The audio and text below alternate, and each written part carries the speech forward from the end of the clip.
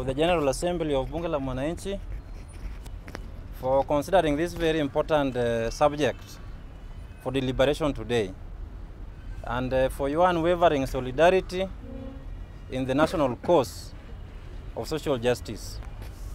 As we all know, the National Dialogue Committee, famously known as NADCO, was founded on the blood of the people. The people in the streets there, taking part in protests and demonstration, which is a constitutional right under Article 37 of the Constitution. And police brutality was rained upon the masses. And that is what necessitated the political leaders from both sides to sit together. It was the blood of the people that necessitated the National Convention, which was NADCO. And the NADCO was financed and funded by the sweat of the people. And the outcome, for those who have read the document, which I have here with me, reflects a grave and a gross betrayal of the blood and the sweat of the people. So it is important that Bunge la Mwananchi, as the only legitimate platform where national issues are debated in an impartial manner, so that we inform the national discourse on various issues, fundamental issues that affect the nation, it's important that we get acquainted with the content of this document, because it is important. It is our blood that financed it. It is our sweat that financed it. And therefore it is us who must inform the way forward that this outcome takes with regard to the social system or the political system that the status quo as it is today. So mine will be very brief. I will just take you through the key proposals that are contained in the report. And then we will open the floor. Mr. Speaker will open the floor so that we can ventilate on some of those issues, so that we have a collective opinion or a collective or an informed disagreement based on this report. There are a number of, before I even look at this report, I think the spirit of this document seeks to initiate an amendment to our Constitution. And as you know, the Constitution can only be amended pursuant to Article 256 or 257. So some of the issues that are raised here seeks to amend the Constitution pursuant to Article 256. Others seeks to amend the Constitution pursuant to Article 257. But my overall understanding is that there's a sinister move by our political class. Right now we are together. Those who are in Azimio and those who are in Kenya Kwanza, we are together because our leaders are together. So we can just speak openly without fear of contradiction or fear of causing animosity amongst ourselves. So there's a sinister motive within the political class to deliberately avoid a popular referendum. Some of the issues that are raised here require that we go to a popular referendum. But there's a deliberate move by the political class to ensure that these controversial issues that are contained in this report, that I will take us through, there's a deliberate move to ensure that they begin in Parliament and they conclude in Parliament without the people having a say. For instance, number one, NADCO report recommends that on the issue of electoral justice and other related matters, they recommend that we expand the IEBC from currently as it stands, it is 7 members, 7 commissioners. So they recommend that we expand it to 9 members. Now, that will not require a popular referendum. That will just be done. It will be initiated in Parliament and it will end in Parliament. They will only just go to that specific act of Parliament, which is the relevant act of Parliament. They amend the Elections Act then they introduced that one. So, as members of Bunge la Mwananchi, I think we should have a say on that. Given that IBC is the body that conducts the elections, and it is the elections that always results, it is in the aftermath of elections, general elections, that we always witness violence in this country. So that is a fundamental proposal that, in my opinion, that is now my opinion, should go to the people in a popular referendum pursuant to Article 257. But the political class are deliberately avoiding going through a referendum. They want to take it through Parliament, amend the Act, so that they expand it, so that it can service their interest. So as Bunge la Mwananchi, we'll also discuss that. And they also say that the commissioners, the result of presidential elections be decided by a unanimous vote or the vote of majority of the commissioners. So assuming that now we have 7 commissioners, let us use the name of Chebukati because he's a former chairperson. Chebukati wants Mr. Kiberenge to be the president of Kenya. And Mr. Chebukati is the returning officer of presidential elections. So if the other 8 commissioners object, Mr. Chebukati will have his way because he's the chairperson of the Electoral Commission and he's also the returning officer of the presidential vote. So one commissioner in that case will decide who becomes the president. So in that regard, we can also discuss it, but I will refrain from expressing my personal opinion. But I think that would be a good initiative because it will seek to ensure that there is consensus as far as presidential result is concerned. But that we will discuss. On the cost of living, and that is why I said that NADCO was founded on the blood of the people, it was funded by the sweat of the people, and the spirit of NADCO report reflects a betrayal of the people. Because the cost of living, which was the fundamental issue that resulted to the constitution of the NADCO, was glaringly left out. So in the report, there is no critical attempt to address the cost of living, which is the most relevant issue that affects the people. Actually, that is the issue that took us to the street.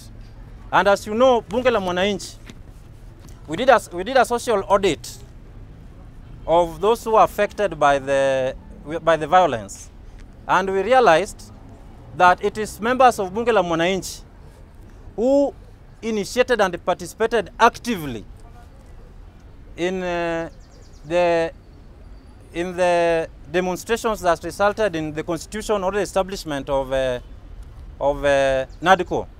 So as Bunge la Mwananchi, we must take a stand on the issue of cost of living because it has been left out of the report. And our people are suffering. The economic times are hard. People cannot pay their bills. The basic bills, people cannot pay for their basic bills. So as Bunge la Mwananchi, we also need to take a stand on the cost of living. Another thing which we will discuss also is on CDF and GAF. NADCO report recommends that those special funds, which is CDF and GAF, be entrenched into the constitution. But further, they also propose the establishment of another fund, which is called the Senate Oversight Fund. So wale maseneta ambayo wako pale watakuwa na fund yao ambayo inaitwa the Senate Oversight Fund. And you can guess how much it will be around, in a financial year, I can guess it would be over close to 200 million. Or it would be more than, 200 million, it will be more than that, 200 million. So you can look at the cost implications.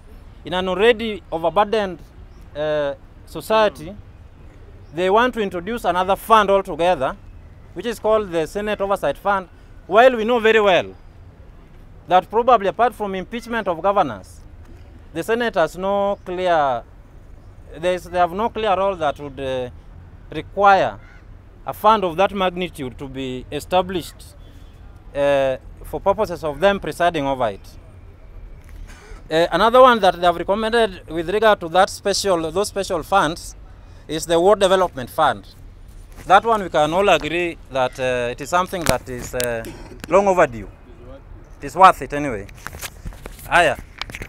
Another recommendation which we need to discuss also seriously, which has been hidden from the people, is that NADCO is proposing that the term limit of the senators be lengthened or to be increased.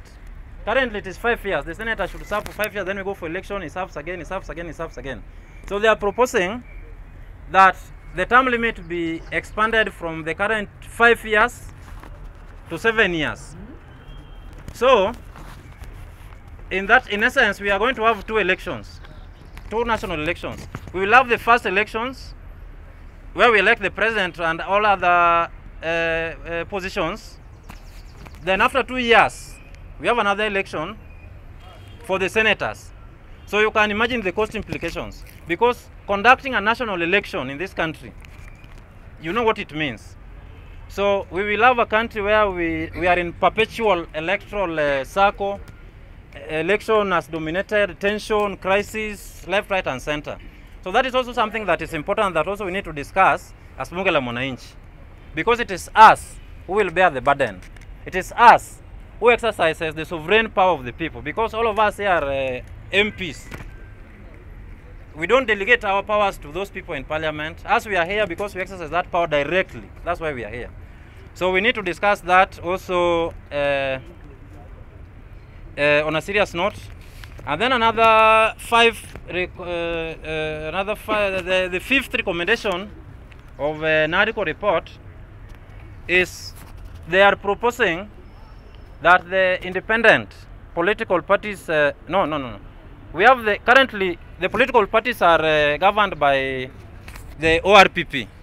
So they want us to scrap the ORPP, Office of the Registrar of Political Parties, so that a new commission, which is called Independent Political Parties Regulatory Commission, is established to oversee the affairs of political parties. While some have argued that that is just, there's no difference between the former and the proposed one. It is just a change of name. So it is just rebranding, but that one we can discuss. But definitely it will come with cost implications. So those are the 5 key recommendations of NADCO. But all the same, I want to take us through the 9 constitutional amendment bills that NADCO has proposed. Number 1 is a bill to change the structure of government. Now, all of us are familiar with Article 255 of the Constitution. Changing the structure of government fundamentally is not protected under Article 255. So that is something that our members of parliament, because right now they are united together, they can introduce it in parliament, they can pass it, then they can change the structure of the government the way they want, and to introduce whichever office they want to introduce. So that is why I was saying that the spirit of NADCO report is sinister, because it is avoiding popular initiative. They are going for parliamentary initiative. Number 2 is the bill that I've also talked about, the one for entrenching national government, CDF, and NGAF, and Senate Oversight Fund into the Constitution. And the third bill is a bill to extend the term of the Senate from 5 years to 7 years. I've also talked about that. The fourth one is a bill to increase IBC commissioners from 7 to 9. I've also talked about that. And the fifth one is a bill to provide that the decisions of the IBC is determined by a majority of the commissioners or by unanimity. I've also talked about that. And number 6 is a bill to scrap the office of the ORPP to introduce a new office, the Regulatory Commission. I've also talked about that bill. Then number 7 bill is that of the leader of opposition party. I think I've not talked about that, but that bill seeks to introduce the office of the leader of official opposition party, and then that leader of official opposition party will be given a fund. That fund is called the National Oversight Fund. You can imagine the cost implications, given that already in parliament, we have the minority and we have the majority. So majorly, if a party, if it is in the interest of entrenching democracy and entrenching constitutionalism or parliamentary democracy as it were, then it will suffice that having minority represented in parliament with the leader of minority and majority would be good. But all the same, because of post-election issues, we can discuss the merits of having the office of official opposition party. It could be a good thing, it could be a bad thing, but that is open to debate. We debate, the resolution that we pass here, we will escalate it to the next level. Another one is the National Government Coordination Bill, that is Bill number 8. Now this bill, I think, in my understanding, this bill seeks to introduce the office of the Prime Minister and all the other relevant officers around it, like the Deputy Prime Minister and or anything that's around that office. Then the Statutory Amendment Bill, that one we all know. So that is the end of that is the overview of just some highlights of what is contained, but that is majorly what is contained in the National Dialogue Committee report. So I think this debate comes at the right time when our country is facing unprecedented crisis, political crisis, economic crisis, social crisis. We are health crisis. You can see what is going on in the health sector. You can see what is going on even within the social space. We have young men and women who are learned. Actually, some of them are here. Actually, all of us. Who yearn for opportunities of employment, but they never get it. Every subsequent government comes with promises that when we get to office, the priority will be to create jobs, jobs, and jobs for the people. But immediately after elections, one crisis takes over, and that crisis dominates to the extent that issues that are now considered by legitimate bodies that should address issues of like unemployment, they now address the crisis that is born from those elections. So as Bunge la Mwananchi, we have the mandate of the people. Because we are the people, there is no other person, we are the people. As we exercise direct mandate, we exercise direct authority. We are not elected, we are the people. Those people in parliament are elected. They exercise delegated mandate. There are things that they cannot do. But as we must do them, we must talk about them, and we must talk about them openly, without appearing to side with any political formation. So these fundamental issues that are raised here, we should debate them objectively, and whatever resolution is passed here, if Bunge resolves that we will support the NADCO report without reservations, the Executive Committee of Bunge la Mwananchi will oblige to that decision. And the President is here, the Deputy President is here, and other officials. If Bunge la Mwananchi resolves today that we are going to oppose this NADCO report, we will start opposing it right here and right now, from here today, and draft fundamental bills that will target the issues that we have raised that need to be addressed by the government. So with those very few remarks, I think we are up to date with what is contained in the report. I have the PDF format of the report. It is not available in the government press, so when you go there you will not get it. It is available in the website of Parliament, but if you want that document, the whole of that document, you can see me privately, or I will share my number on the WhatsApp group. I can send you so that you can also go through it, so that when you deliberate on these issues that are contained in this report, you talk to the issues intelligently. When you go back to the estate, to our chapters in the estates, you address people authoritatively based on a clear understanding of what is contained there. Otherwise, with those few remarks, I thank you for giving me the audience. Thank you very much.